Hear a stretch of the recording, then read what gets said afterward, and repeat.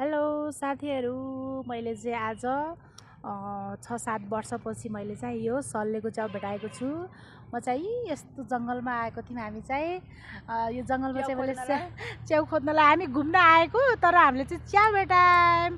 यो सल्लेको च्याउ चाहिँ यो ठाउँ मान्छेले खाँदो रहेछ नि त।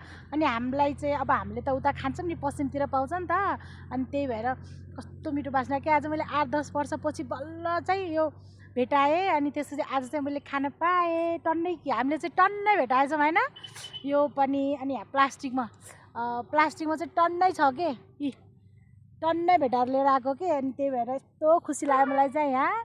वा, यस्तो यो छताको पनि छ, यस्तो छाता टाइपको, अनि डल्लो पनि छ।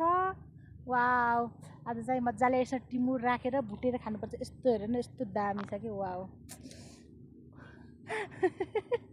कहाँबाट कहाँ हामी गएर यस्तो जङ्गलमा च्याउ खोजेर अब हामी बनाएर साँझ खाने हो।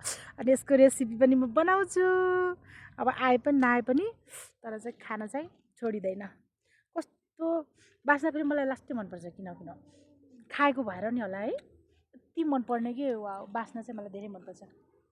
हामीले चाहिँ धेरै भेटाएको छौँ कि, थोरै हो र, थोरै हेर धेरै। ए यहाँ जुम्लेको टाइपको पनि रहेछ सानो यस्तो के। यी